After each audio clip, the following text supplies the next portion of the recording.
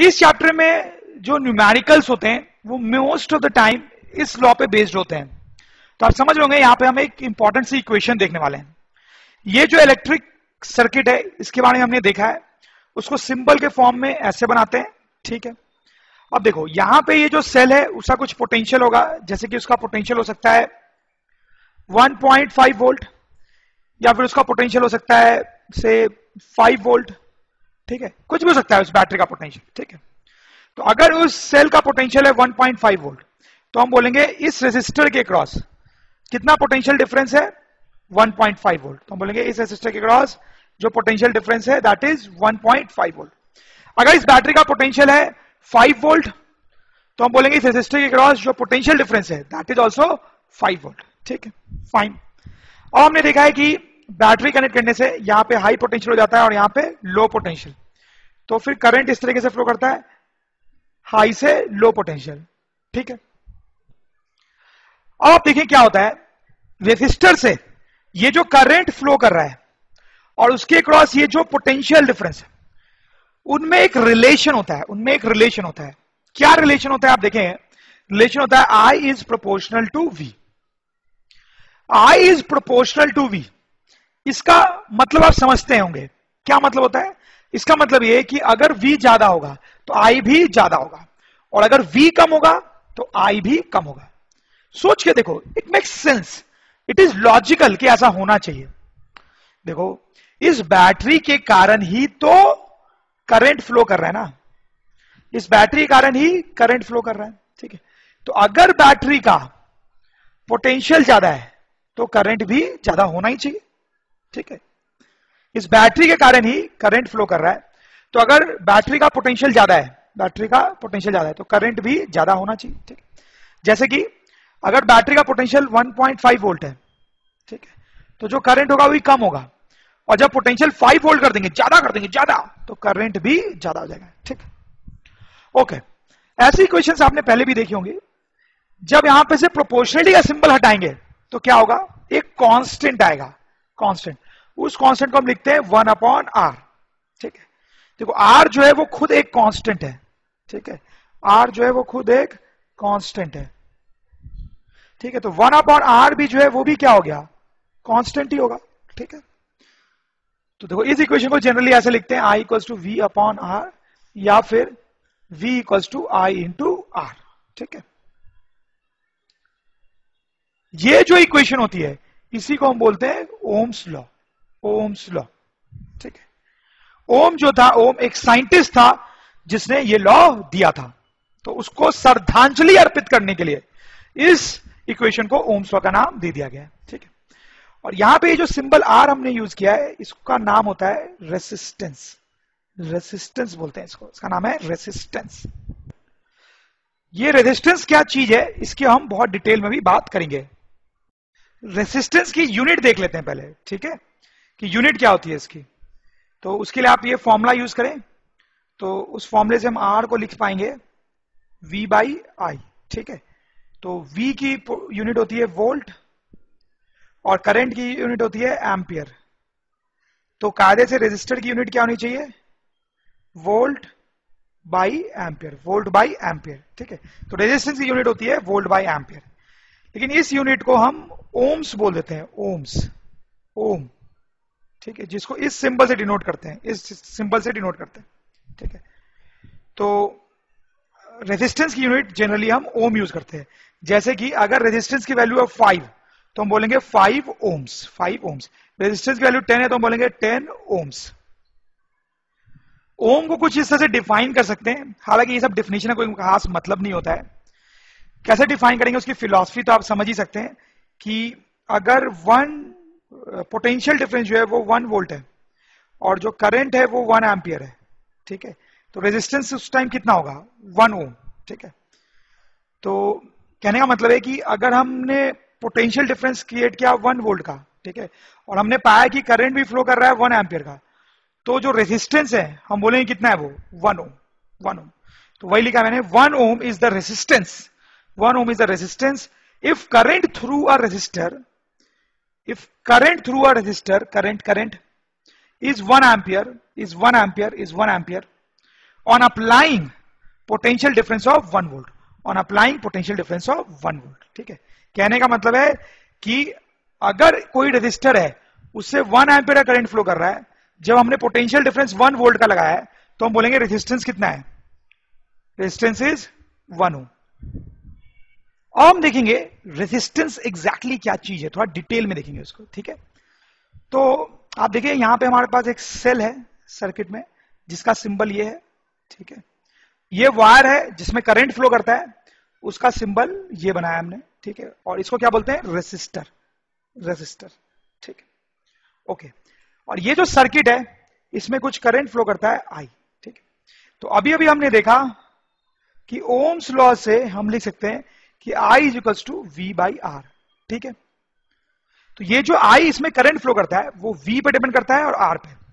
तो V क्या है, देखो हम लिख सकते हैं V is property of cell, V is property of cell. V जो है वो पोटेंशियल डिफरेंस है, वो कहां से आ रहा है, वो सेल से आ रहा है। ये जो सेल है, ठीक है, वही तो पोटेंशियल डिफरेंस क्रिएट कर रहा है। ठीक है, नॉर्मली बाजार में मिलने वाले जो सेल होते हैं उसमें 1.5 वोल्ट लिखा होता है। ठीक है, मतलब वो कितना पोटेंशियल डिफरेंस क्रिएट करते हैं, 1.5 वोल्ट का। अगर हम दूसरी सेल ले आएंगे तो हो सकता है वो 5 वोल्ट का भी क्रिएट करे। ठीक है, तो ये जो V है वो पूरी से पूरी सेल पे डिपेंड कर रहा है। आप देखें सेल पे देखा जाए तो वो इस रेजिस्टर से पे डिपेंड नहीं कर रहा है। इस V को रेजिस्टर से लेना देना नहीं है, उसको सेल से लेना देना है। ठीक है, सेल की प्रॉपर्टी है, अगर अलग सेल लगाएंगे तो पोटेंशियल डिफरेंस भी अलग होगा। ठीक है, वैसे ये जो रेजिस्टेंस है, रेजिस्टेंस वो प्रॉपर्टी ऑफ रेजिस्टर होता है। मतलब जिस तरह ये V सेल पे डिपेंड करता है, सेल की प्रॉपर्टी है, हर सेल के लिए अलग अलग होगा, वैसे ये जो R है वो रेजिस्टर की प्रॉपर्टी होती है। रेजिस्टेंस जो है रेजिस्टर की प्रॉपर्टी होती है, मतलब इस वायर की प्रॉपर्टी है, इस वायर की। मतलब हम अलग अलग वायर कनेक्ट करेंगे, जैसे कॉपर का वायर कनेक्ट कर दिया, अल्युमिनियम का वायर कनेक्ट कर दिया, मतलब वायर में हम कुछ भी चेंज करेंगे तो क्या चेंज होगा, R। ठीक, तो very interestingly I equals to V by R। V is property of cell, R is property of resistor. ठीक है, तो इस सर्किट में जो करंट फ्लो करता है, करंट, ठीक है, वो बैटरी पे भी डिपेंड करता है थ्रू V, और इस वायर पे भी डिपेंड करता है, मतलब रेजिस्टर पे भी डिपेंड करता है थ्रू R। ओके, तो ये R जो है वो इस वायर पे डिपेंड करता है। वायर पे कैसे डिपेंड करता है, लेट्स हैव अ लुक। पहला पॉइंट देखते हैं, ये जो R होता है वो प्रोपोर्शनल टू L होता है। What is L? L is length of wire, length of wire. ठीक है, मतलब ये वायर जो है वो अगर ज्यादा लंबा होगा तो R की वैल्यू ज्यादा होगी। उसी तरह से अगर ये वायर की लेंथ कम होगी तो R की वैल्यू कम होगी। ऐसा पाया जाता है एक्सपेरिमेंटली। ठीक है, कि वायर की लेंथ जितनी ज्यादा होती है रेजिस्टेंस की वैल्यू उतनी ज्यादा होती है। ठीक, फिर उसी तरह से पाया जाता है कि R is inversely proportional to A। A क्या है, A को बोलते हैं cross sectional area of wire, cross sectional area of wire. मतलब ये जो वायर है ना उसका ये वाला एरिया, ये एरिया, उसका एरिया, ये एरिया अगर ज्यादा होगा, एरिया ज्यादा होगा, ज्यादा, तो रेजिस्टर कम होगा, रेजिस्टर कम होगा। कहने का मतलब है कि अगर ये वायर मोटी हो बहुत, जैसे ये, ठीक है, तो आप देखें इसका ये जो एरिया है इसको बोलते हैं क्रॉस सेक्शनल एरिया। तो यहां पे आप देख सकते हैं कि इस वायर का क्रॉस सेक्शनल एरिया ज्यादा है।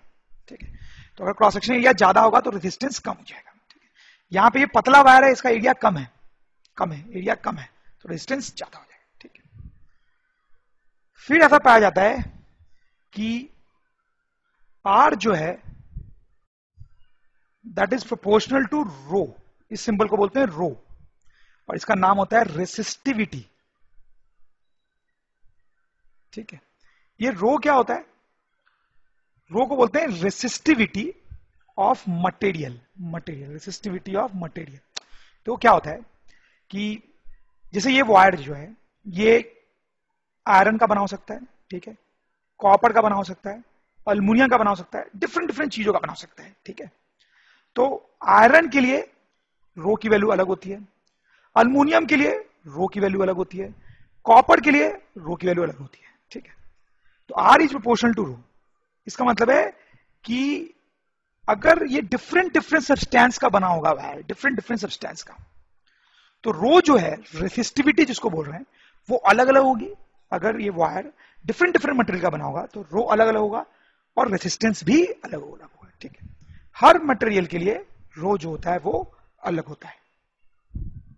जैसे अगर मैं आपको एग्जांपल दूं एक, तो कॉपर के लिए जो रो होता है that is 1.7 into 10 to power -8। ठीक है, आयरन के लिए जो रो होता है that is 9.7 into 10 to power -8। ठीक है, तो वैसे हर सब्सटेंस के लिए अलग अलग होता है, तो उसके लिए रेजिस्टर भी अलग अलग होगा। समझ रहे हैं आप? ठीक है, तो हमने देखा कि जो रेजिस्टेंस की वैल्यू होती है वो वायर के लेंथ पे, एरिया पे और रेजिस्टिविटी पे डिपेंड करती है। ठीक, इन तीनों को अगर हम कंबाइन करेंगे तो हमारे पास रेजिस्टर का फॉर्मूला आ जाता है rho into L divide by A. Rho into L divide by, this is a very important formula. ठीक है, तो हमने देखा कि जो रेजिस्टेंस होता है, रेजिस्टेंस वो इस वायर की प्रॉपर्टी है। इस वायर का लेंथ चेंज करेंगे तो रेजिस्टेंस चेंज हो जाता है, इसका एरिया चेंज करेंगे मतलब ये पतला है या मोटा है तो चेंज हो जाता है, ये वायर अगर अलग अलग मटेरियल का बना हो तो भी चेंज हो जाता है। ओके, तो ये जो रेजिस्टेंस है वो कितने चीजों पे डिपेंड कर रहा है? 3, लेंथ पे, एरिया पे और रेजिस्टिविटी पे। हालांकि रेजिस्टेंस एक और चीज पे भी डिपेंड करता है। ठीक है, वो चीज होती है temperature. Resistance depends on temperature. Temperature क्या होता है कि अगर रूम का टेम्परेचर जहां ये वायर रखा हुआ है वो टेम्परेचर अगर चेंज किया जाए तो रेजिस्टेंस की वैल्यू चेंज हो जाती है, रेजिस्टेंस की वैल्यू चेंज हो जाती है। हालांकि उसके बारे में हम ज्यादा डिटेल में बात नहीं करेंगे। जनरली ऐसा होता है कि जब हम टेम्परेचर बढ़ाते हैं तो रेजिस्टेंस की वैल्यू भी बढ़ती है। ठीक है, रेजिस्टेंस टेम्परेचर बढ़ाते हैं तो रेजिस्टेंस की वैल्यू भी बढ़ती है। मतलब अगर विंटर का टाइम है और समर का टाइम है, ठीक है, तो आप बताएं मुझे किस टाइम पे रेजिस्टेंस ज्यादा होगा? ठीक है, समर में टेम्परेचर ज्यादा होगा, समर में टेम्परेचर ज्यादा होगा तो रेजिस्टेंस क्या हो जाएगा? ज्यादा।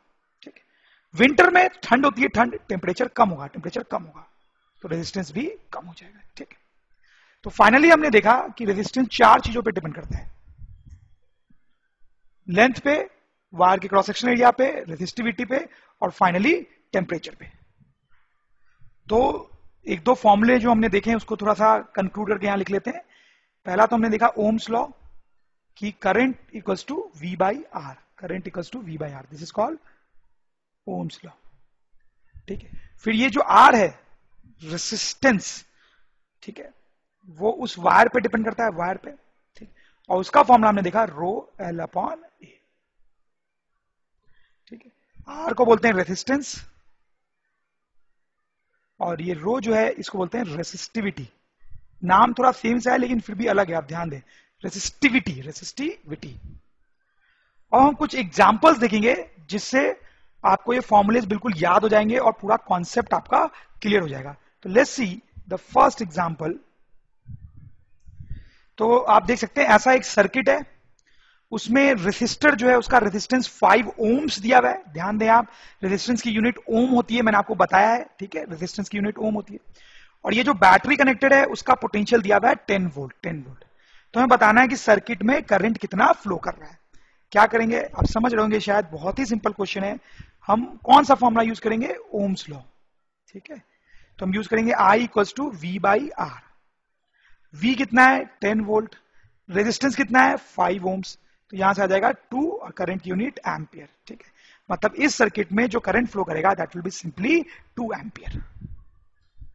ये क्वेश्चन भी बहुत सिंपल सा है। देखें आप, इसमें सर्किट दिया हुआ है, उसमें ये दिया हुआ है कि करंट 5 एम्पियर का फ्लो कर रहा है, रजिस्टर 2 ओम्स का है। हमें बताना है बैटरी का पोटेंशियल कितना है, बैटरी का पोटेंशियल कितना है। क्या करेंगे आप? फिर से आप ये ओम्स लॉ वाला फॉर्मूला यूज कर सकते हैं, I equals to V by R. ठीक है, देखिए क्या दिया हुआ है, I हमें दिया हुआ है इस केस में 5, V हमें निकालना है और R जो है, R रेजिस्टेंस, वो दिया हुआ है 2। तो इसको सॉल्व करने पे आ जाएगा हमारे पास V इक्वल्स टू 10 वोल्ट। ठीक है, इसका मतलब ये जो सेल है उसका पोटेंशियल कितना है? 10 volt. Okay guys, next question. तो आप देखें ये कॉपर वायर है, ठीक है, उसकी लेंथ आपको दी हुई है L, उसकी लेंथ जो L होगी वो आपको दी हुई है। इसका क्रॉस सेक्शनल एरिया, मतलब ये वाला जो एरिया होता है वो भी आपको दिया हुआ है, ठीक है। और कॉपर की रेसिस्टिविटी दी हुई है, रेसिस्टिविटी रो। अब देखें यहां पे यूनिट क्या यूज की गई है, ओम मीटर। तो ये जो होती है वो रेसिस्टिविटी की यूनिट है, रेसिस्टिविटी की यूनिट। बट एनीवेज हमें काम क्या करना है, हमें बताना है रेसिस्टेंस कितना होगा, इस वायर का रेसिस्टेंस कितना होगा। कैसे करेंगे, बहुत ही सिंपल है। उसके लिए आप ये वाला फॉर्मूला यूज करेंगे रेजिस्टेंस का, आप समझ ही रहोगे। Resistance equals to rho L upon A. तो रो की वैल्यू 1.7 इंटू 10 टू पावर -8 रख दी हमने यहां से, एल की वैल्यू हमने यहां से 1 मीटर रख दी। और एरिया पे आपको थोड़ा ध्यान देना पड़ेगा। देखिए यहां पे एरिया क्या दिया हुआ है, 2 सेंटीमीटर स्क्वायर, सेंटीमीटर स्क्वायर में दिया हुआ है। ये तो एसआई यूनिट होती नहीं है एरिया की, ये तो एसआई यूनिट नहीं है। तो आपको क्या करना पड़ेगा, इसको मीटर स्क्वायर में कन्वर्ट करना पड़ेगा, राइट। तो कैसे करेंगे, ध्यान से देखें। कुछ बच्चे इसको कन्वर्ट करने में गलती कर देते हैं, जो कि बहुत ही बेवकूफी होगी, क्योंकि मेन फिजिक्स आपको आती हो, बस आप कन्वर्जन ना कर पाए और गलत कर दें तो वेरी बैड। तो कैसे करेंगे हम, तो उसके लिए हम करेंगे 2 सेंटीमीटर स्क्वायर, ठीक है। तो सेंटीमीटर को मीटर में कन्वर्ट करने के लिए क्या करना पड़ता है, 1/100 से मल्टीप्लाई करना पड़ता है, ठीक है। अगर जैसे 2 सेंटीमीटर लिखा हो, उसको मुझे मीटर में कन्वर्ट करना हो तो 2 इंटू 1/100 करते हैं, ठीक है, ओके। लेकिन अगर आपको 2 सेंटीमीटर स्क्वायर दिया हुआ है, सेंटीमीटर के ऊपर स्क्वायर लिखा हुआ है, तो कन्वर्ट करने के लिए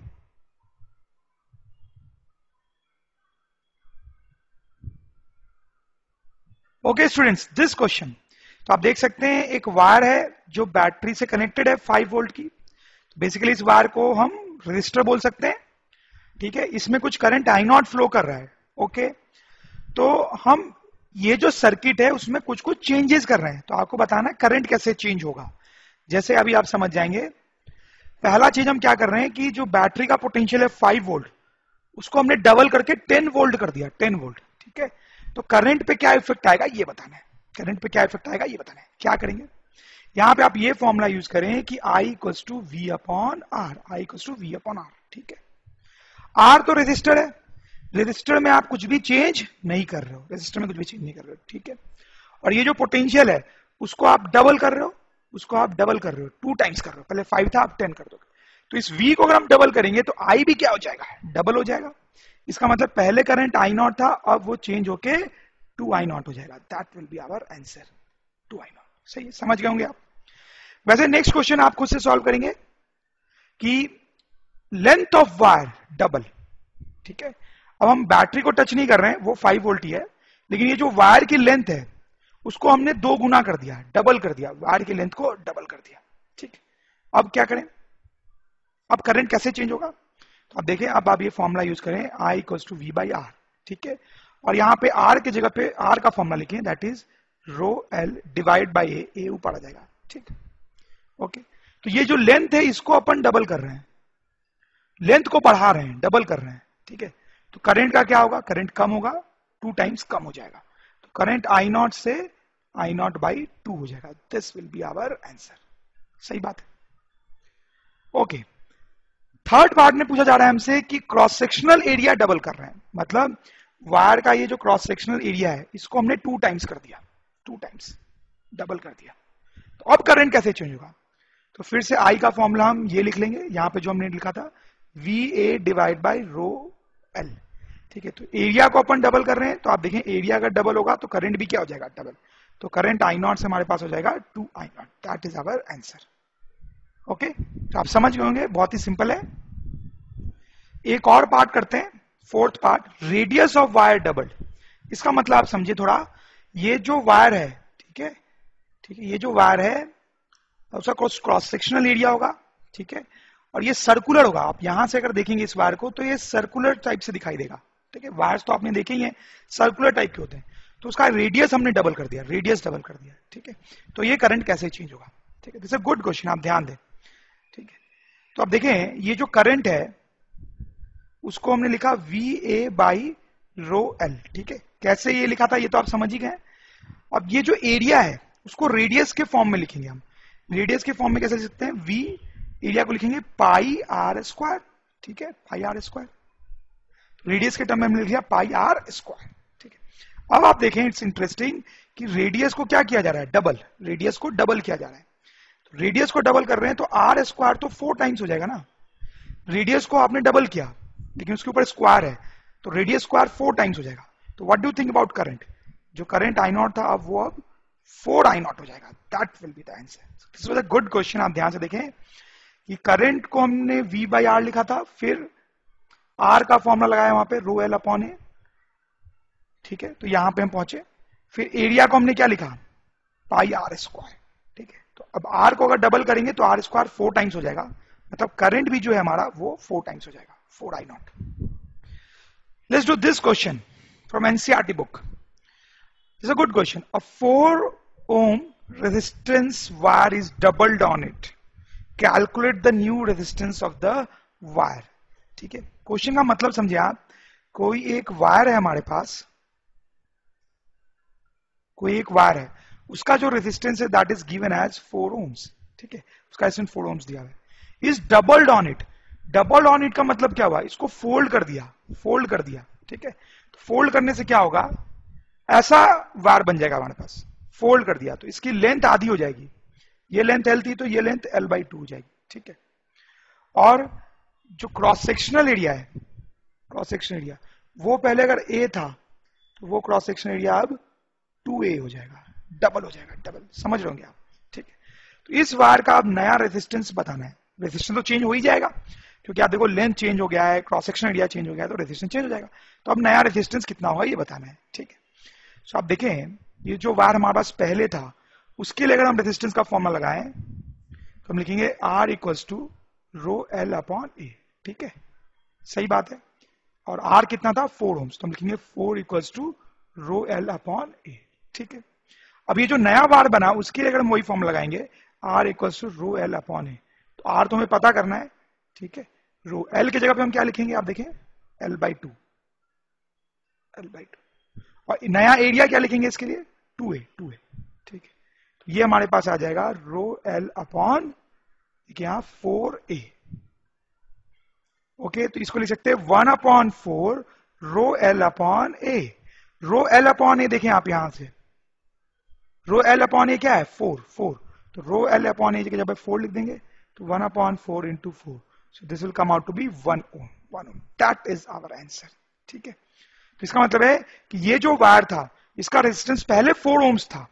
ओके, जब मैंने इसको फोल्ड कर दिया इस तरीके से तो उसका नया रेजिस्टेंस कितना हो जाएगा 1 ohm, 1 ohm। Okay, let's have a look at this question. The potential difference between the terminals of an electric heater is 60 volt when it draws a current of 4 ampere from the source. ठीक है, potential difference between the terminals of an electric heater is 60 volt when it draws a current of 4 ampere from the source. ठीक है, तो देखो थोड़ी सी language complicated है इस question की, तो मैं आपको समझाता हूं क्या मतलब इसका। कोई इलेक्ट्रिक हीटर है, ठीक है, उससे कोई करंट वगैरह फ्लो कर रहा है। ठीक है, तो इलेक्ट्रिक हीटर जो होता है उसको भी हम एक रेजिस्टर की तरह सोच सकते हैं। ठीक है, तो ये हमारा इलेक्ट्रिक हीटर है, उसके पास पोटेंशियल डिफरेंस 60 है, पोटेंशियल डिफरेंस आप देखें 60 है, तो हम ऐसा सोच सकते हैं कि वो एक बैटरी के क्रॉस कनेक्टेड है जिसका पोटेंशियल क्या होगा 60। ठीक है, draws a current of 1 ampere, 1 ampere का करंट ये ड्रॉ करता है, इसका मतलब इससे करंट जो फ्लो कर रहा है दैट इज 4 एम्पियर। ठीक है, ये सिचुएशन, एक हीटर है उससे करंट 4 एम्पियर का फ्लो कर रहा है और बैटरी हम सोच सकते हैं 60 वोल्ट की है। ओके, आगे पढ़ते हैं। What current will the heater draw if potential difference is increase to 120 volt. ठीक है, तो अब बोला जा रहा है कि ये जो हीटर है, हीटर उसके क्रॉस पोटेंशियल डिफरेंस बढ़ा के हमने कितना कर दिया 120 वोल्ट। ठीक है, अब देखो यहां पे दिया है 120 वोल्ट का पोटेंशियल डिफरेंस कर दिया, तो अब बताना है कि कितना करंट इससे फ्लो करेगा। अब इससे कितना करंट फ्लो करेगा ये हमें कैलकुलेट करना है। तो क्या करेंगे स्टूडेंट्स, कैसे करना चाहिए आप बताएं जरा। तो देखिए पहले इस वाले सर्किट पे हम ध्यान देंगे, इस हीटर का रेजिस्टेंस हमें नहीं पता है, क्या हम वो निकाल सकते हैं, निकाल सकते हैं। हम यूज करेंगे I equals to V upon R, Ohm's law. ठीक है, तो आई हमें पता है 4 एम्पियर, वी हमें पता है 60 और आर हमें नहीं पता है, तो यहां से हमारे पास आर आ जाएगा 60/4, that will be 15 ohms, 15 ohms. ठीक है, मतलब ये जो हीटर है उसका रेजिस्टेंस हम सोच सकते हैं कितना है, 15 ओम्स। तो हीटर का रेजिस्टेंस हमने यहां लिख दिया 15 ओम्स। अब इस सर्किट को देखें, हीटर का रेजिस्टेंस मुझे पता है, पोटेंशियल डिफरेंस पता है, करंट निकाला जा सकता है, बिल्कुल, ohms law, I equals to V upon R. V कितना, 120 वोल्ट, रेजिस्टर कितना, 15 ओम्स। ओके, तो this will come out to be 8 ampere, 8 ampere, this is our answer. ठीक है, तो अब ये जो हीटर है उसमें जो करंट फ्लो करेगा that is 8 amperes. Next question, resistance of a metal wire of length 1 metre is 26 ohms. ठीक है, देखो क्या क्वेश्चन है, हम थोड़ा सा डायग्राम बनाते जाते हैं, डायग्राम बनाना हमेशा अच्छी बात होती है, उससे क्वेश्चन सॉल्व करना आसान हो जाता है। ठीक है, ये एक वायर है जिसकी लेंथ हमें दी हुई है कितनी, 1 मीटर। ठीक है, resistance of a metal wire of length 1 metre is 26, इस वायर का रेजिस्टेंस हमें पता है 26 ohm at temperature of 20 degree centigrade. Temperature कितना है, 20 डिग्री सेंटीग्रेड। ठीक है, if the diameter of the wire is 0.3, wire का जो डायमीटर है वो 0.3 मिलीमीटर है। Okay, what will the value of resistivity of the metal at that temperature, resistivity रो की वैल्यू हमें निकालनी है। ओके गाइस, किस टेम्परेचर पे, 20 पे, 20 पे।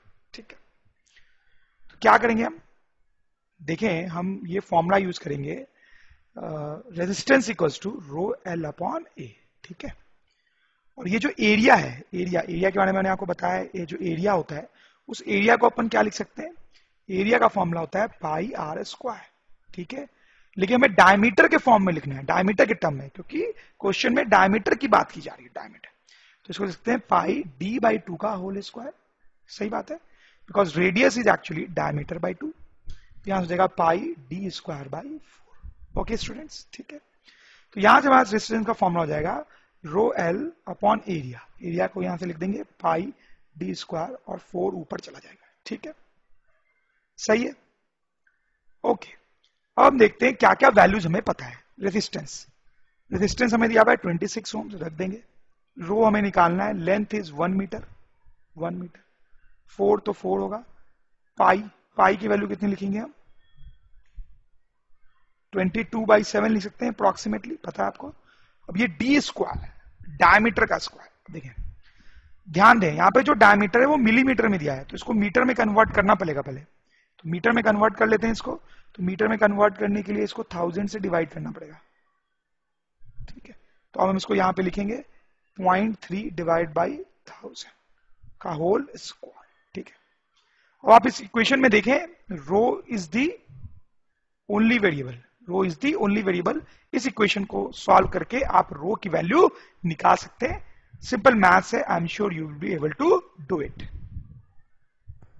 सिंपल क्वेश्चन, ये 3 सिंपल सर्किट्स हैं, तीनों में करंट फ्लो कर रहा है, आपको बताना है कौन सा करंट मैक्सिमम है और कौन सा मिनिमम, कौन सा करंट मैक्सिमम और कौन सा मिनिमम। ठीक है, कैसे करेंगे आप देखें, करंट का फॉर्मूला है ओम्स लॉ से V अपॉन R। तो आप नोट करें, बैटरी का जो पोटेंशियल है वो तीनों ही केस में सेम है, तो V जो है वो तीनों केस में क्या हो गया, इससे।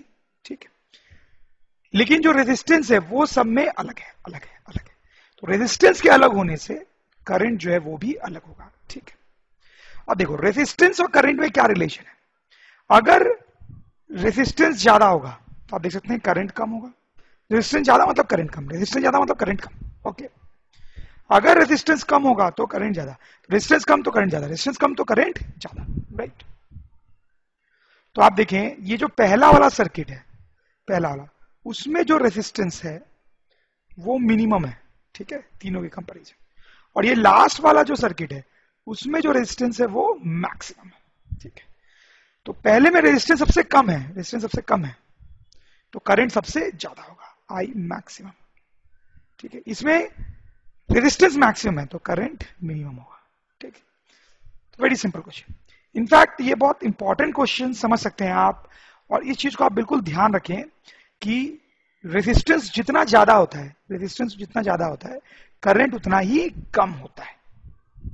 ओके स्टूडेंट्स, तो हमने रेजिस्टेंस की काफी बात की, कुछ एक दो छोटे पॉइंट्स हम और देखेंगे। तो let's have a look at the first point.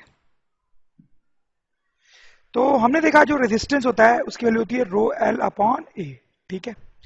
इसमें ये जो रो होता है वो क्या होता है, रो जो होता है उसको हम बोलते हैं रेसिस्टिविटी, रेसिस्टिविटी, ठीक है। और हमने ये भी देखा है कि ये जो रो है रेसिस्टिविटी वो प्रॉपर्टी ऑफ मटेरियल होता है, property of material. Property of material होने का क्या मतलब है कि जैसे हमारे पास ये एक वायर है, उसकी कुछ रेजिस्टेंस होगी, कुछ रेजिस्टेंस होगी, ठीक है, जिसको रो एल बाई ए से निकाला जा सकता है। तो अगर ये मान लो सिल्वर का बना हुआ है या अल्युमिनियम का बना हुआ है या कॉपर का बना हुआ है, तो हर केस में इसके लिए रो क्या होगा, अलग होगा, रो अलग होगा, रो अलग होगा, रो अलग होगा, क्योंकि मटेरियल अलग है हर केस में, तो रो भी अलग होगा, रो अलग होगा तो रेजिस्टेंस अलग हो जाएगा। जैसे ये टेबल आप देख सकते हैं, इसमें आप देखें डिफरेंट डिफरेंट मटेरियल हैं, सबकी रेजिस्टिविटी दी हुई है, ठीक है। जैसे आप देखें सिल्वर की रेजिस्टिविटी कुछ है, कॉपर की रेजिस्टिविटी कुछ है, अल्युमिनियम की रेजिस्टिविटी कुछ है, टंगस्टन की रेजिस्टिविटी कुछ है। तो हर सब्सटेंस का रेजिस्टिविटी अलग होता है, ठीक है। तो हर सब्सटेंस का रेजिस्टिविटी अलग होगा, तो उससे जब हम एक वायर बनाएंगे तो उसका रेजिस्टेंस भी अलग होगा। जैसे स्टूडेंट्स एक क्वेश्चन देखते हैं आसान सा, ठीक है। अब देखो यहां पे मैंने एक वायर लिया, सिल्वर का है, कलर भी सिल्वर जैसा चूज किया मैंने, देखें आप, ये सिल्वर का वायर है, उसको 10 वोल्ट की बैटरी से कनेक्ट किया, ठीक है, इसमें कुछ करंट फ्लो करेगा। यहां पे आयरन का वायर लिया, उसको भी 10 वोल्ट की बैटरी से कनेक्ट किया, इसमें कुछ करंट फ्लो करेगा। तो आपको बताना है कि किसमें ज्यादा करंट फ्लो कर रहा है, दोनों में से किस सर्किट में ज्यादा करंट फ्लो करेगा, गिवन कि दोनों वायर की जो लेंथ है और क्रॉस सेक्शन एरिया है वो सेम है, ठीक है। जो लेंथ इस वायर की है सिल्वर की, वही आयरन के वायर की भी, और दोनों का क्रॉस सेक्शन एरिया भी सेम है, तो किसमें करंट ज्यादा फ्लो करेगा। तो आई एम श्योर आप निकाल लेंगे बच्चों, निकालें आप। चलिए मैं आपकी थोड़ी हेल्प करता हूं। करंट हम ओम्स लॉ से लिख सकते हैं V बाई आर, ठीक है, और आर जो उसको ऊपर लिख सकते हैं इस फॉर्मूले से, रो एल और ए जो है वो ऊपर चले जाएगा, ठीक है। अब इन दोनों सिचुएशंस में आप देखें V सेम है 10 वोल्ट, ए और एल भी क्या है, सेम दिया हुआ है, ठीक है। जो पूरी कहानी है वो किस पे डिपेंड करेगी, रो पे, रो पे, ठीक है। तो देखते हैं किसका रो ज्यादा है किसका रो कम है। तो ये रहा सिल्वर का रो आप देखें, और आयरन ये रहा आयरन का रो, ये था सिल्वर का रो। तो कंपेयर करें कौन ज्यादा है, कौन ज्यादा है, कौन ज्यादा है। आयरन में 10 आ रहा है, 10, तो इसका मतलब आयरन का जो रो है, रो वो ज्यादा है, मोर, और सिल्वर का जो रो है वो लेस है, ठीक है। अब आप इस इक्वेशन को देखें, क्योंकि रो डिनोमिनेटर में आ रहा है, तो अगर रो ज्यादा है तो करंट क्या होगा, कम होगा। तो आयरन का रो ज्यादा है तो करंट विल बी लेस, ठीक है, और सिल्वर का रो लेस है तो current will be more. Yes, solve हो गया क्वेश्चन हमारा। इसका मतलब सिल्वर में ज्यादा करंट फ्लो करेगा और आयरन में कम। ओके, तो अब आप वो मेन चीज समझने की कोशिश करें जो मैं आपको बताने की कोशिश कर रहा हूं इस क्वेश्चन से, ठीक है। आप देखो सिल्वर और आयरन दोनों को मैंने सेम सिचुएशन दी, दोनों को सेम बैटरी से कनेक्ट किया, दोनों की लेंथ सेम रखी, क्रॉस सेक्शन एरिया सेम रखा। सिल्वर और आयरन दोनों के वायर के लिए मैंने सेम सिचुएशन क्रिएट की, ठीक है, सेम। लेकिन करंट किस में ज्यादा फ्लो किया, सिल्वर में ज्यादा करंट फ्लो किया, ठीक है। सेम सिचुएशन के लिए सिल्वर में ज्यादा करंट फ्लो किया और आयरन में लेस करंट फ्लो किया, ठीक है। तो हम ऐसा सोच सकते हैं कि सिल्वर में करंट आसानी से फ्लो करता है, सिल्वर में करंट आसानी से फ्लो करता है कंपेयर टू आयरन, सिल्वर में करंट आसानी से फ्लो करता है, इसलिए उसमें ज्यादा करंट फ्लो हुआ, ठीक है।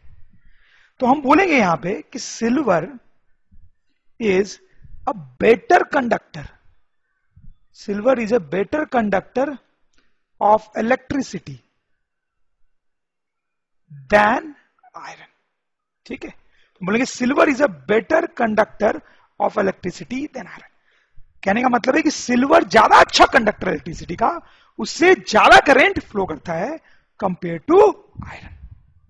ओके, और ऐसा हुआ क्यों, ऐसा इसलिए हुआ क्योंकि सिल्वर का जो रो है वो कम था, ठीक है। तो इसका मतलब हम ये समझ सकते हैं कि if resistivity is less than the substance is better conductor of electricity, better conductor of electricity. सही है। अगर किसी सब्सटेंस का रेसिस्टिविटी कम है तो उसमें करंट ज्यादा फ्लो करेगा, तो हम बोल सकते हैं वो बेटर कंडक्टर है इलेक्ट्रिसिटी का। जैसे आप इस टेबल को देखें, ठीक है, ये टेबल में ये जो सब्सटेंसेस है यहां से यहां तक, ठीक है, ये सारे मेटल्स हैं। मेटल्स क्या होते हैं आपको पता ही है, ठीक है। यहां से यहां तक जो सब्सटेंस है वो एलॉयज हैं। एलॉयज भी क्या होते हैं आपको पता है, ठीक है। डिफरेंट सब्सटेंसेस को मिक्स करके बनाए जाते हैं। और ये कुछ अलग सब्सटेंस है जो ना मेटल्स है ना एलॉयज, जैसे ग्लास हो गया, रबर, एबोनाइट, ठीक है। सबकी रेसिस्टिविटी जो आप कंपेयर करें, देखिए ये मेटल की रेसिस्टिविटीज जो है, मेटल की, वो आप देखें बहुत कम है, बहुत कम है। 10 to -8, -8, 10 to -8, -8, बहुत कम है। तो मेटल्स की जो रेसिस्टिविटी होती है ये बहुत ही कम होती है, very less, very less. Alloy में कंसेंट्रेट करें, एलॉय की भी कम है, 10 to -6 बहुत ही कम हुआ, लेकिन बहुत ज्यादा कम भी नहीं हुआ, ठीक है। क्योंकि मेटल की तो 10 to -6 थी ना, बहुत ही कम थी। एलॉय की भी कम है, बट मेटल जितनी कम नहीं, ठीक है। ये बाकी सब्सटेंस देखें, इनकी रेसिस्टिविटी जो है बहुत ज्यादा है। देखिए 10 to 10, 10 to 14, 10 to 15, 17, बहुत ज्यादा है, ठीक है, बहुत ज्यादा है, ठीक है। इसका मतलब क्या है कि मेटल्स जो हैं उनकी रेसिस्टिविटी बहुत कम है, रेसिस्टिविटी कम है, ठीक है। तो इनमें करंट बहुत ज्यादा फ्लो कर सकता है, करंट बहुत ज्यादा फ्लो कर सकता है। और ये जो सब्सटेंस है इनकी रेसिस्टिविटी बहुत ज्यादा है, रेसिस्टिविटी बहुत ज्यादा है, तो करंट जो है वो कम फ्लो करता है, बहुत कम फ्लो करता है, ठीक है। तो इन सब्सटेंस में करंट बहुत ज्यादा फ्लो करता है, इसलिए हम इनको जनरली को बोल देते हैं गुड कंडक्टर्स ऑफ इलेक्ट्रिसिटी। हम इनको बोलेंगे गुड कंडक्टर्स या very good conductors of electricity, ठीक है। एलॉय में भी ठीक ठाक करंट फ्लो कर जाता है क्योंकि रेजिस्टिविटी कमी है, तो इनको भी हम गुड कंडक्टर्स बोल सकते हैं, ठीक है। या फिर मेटल्स को आप बोल सकते हो वेरी गुड कंडक्टर्स, और एलॉय को बोल लो गुड कंडक्टर्स, ठीक है। और ये जो सब्सटेंसेस आपको दिखे जिनका रो बहुत ही ज्यादा था, रो बहुत ज्यादा होने से करंट बहुत कम फ्लो करेगा इनमें, तो इनको बोलते हैं बैड कंडक्टर्स या इंसुलेटर्स, बैड कंडक्टर्स या फिर इंसुलेटर्स भी बोलते हैं, ठीक है। ये ट्रांसमिशन लाइंस को आप देखें, इसको तो देखा ही होगा आपने, इनके थ्रू करंट आता है हमारे घर में, इन वायर्स के थ्रू हमारे घर में करंट आता है पावर प्लांट से, ठीक है। करंट फ्लो करता है हमारे घर तक आता है। तो ये जो वायर्स हैं, ये जो वायर्स हैं वो किस चीज के बने होने चाहिए, क्या लगता है आपको? क्या वो हमें इन मेटल्स के बनाने चाहिए, इन एलॉयज के बनाने चाहिए, या बैड कंडक्टर्स के बनाने चाहिए? ये जो वायर्स है वो किसके बनने चाहिए, सोचिए आप। देखो ये जो वायर्स हैं वो बहुत दूर से हमारे घर तक करंट लेके आते हैं, बहुत दूर से, तो ऑब्वियसली इनको बहुत अच्छा कंडक्टर होना चाहिए। They must be very good conductors, must be very good conductors. In fact, जितना अच्छा कंडक्टर से हम इसको बनाएंगे, जितना अच्छा कंडक्टिंग सब्सटेंस हम यूज करेंगे उतना अच्छा होगा, ठीक है।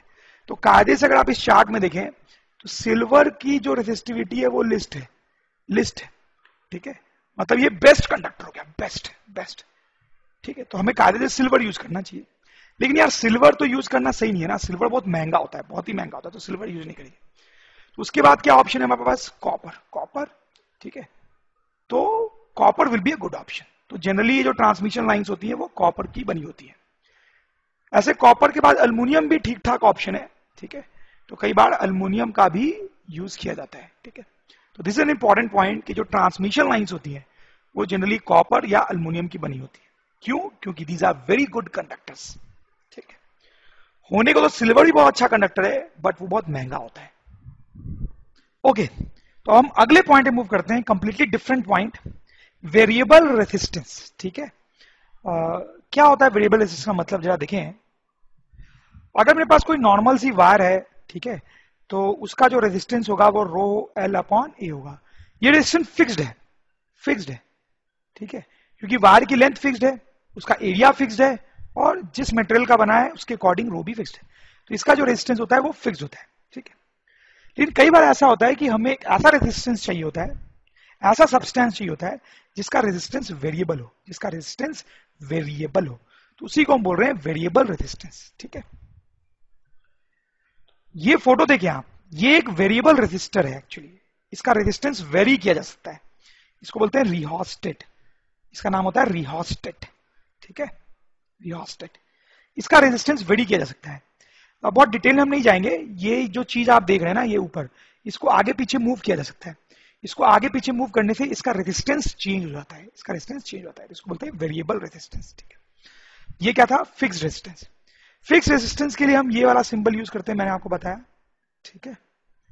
लेकिन ये जो रिहोस्टेड होता है या वेरिएबल रेजिस्टर होता है, उसके लिए हम कुछ ऐसा सिंबल यूज करते हैं, बस आपको सिंबल पता होना चाहिए, कई बार आपसे पूछा जा सकता है, तो उसमें एक ऐसा एरो बना देते हैं, ये एरो इंडिकेट कर रहा है कि इसके रेजिस्टर की वैल्यू चेंज की जा सकती है।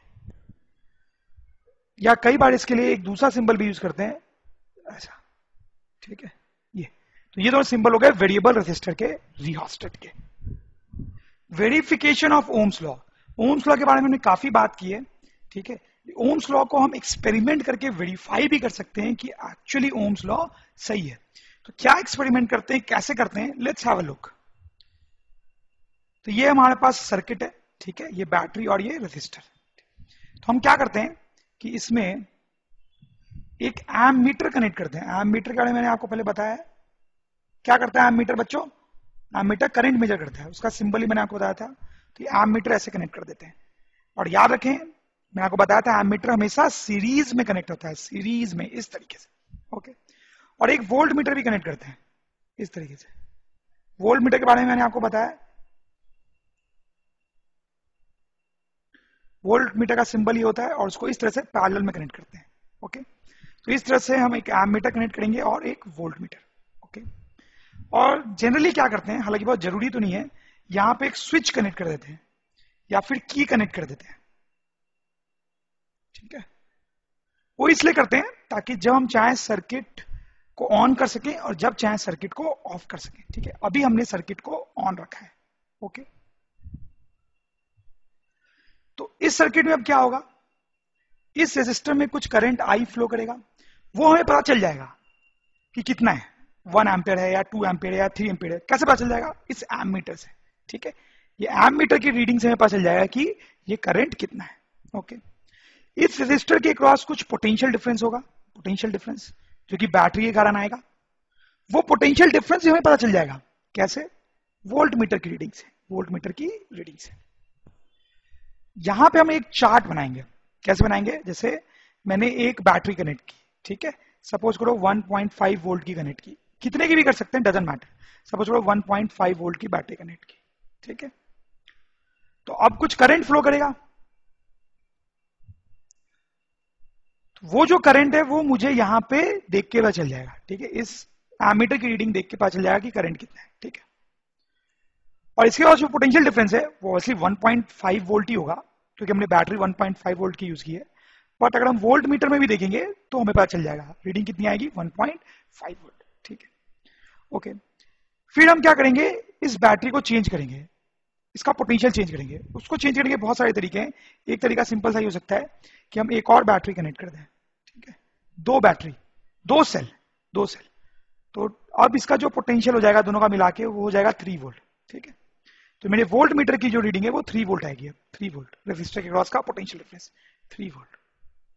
अब रेजिस्टर से करंट कितना फ्लो कर रहा है वो मैं एमीटर में देख लूंगा, कुछ अलग होगा क्योंकि पोटेंशियल चेंज हो गया, ठीक है।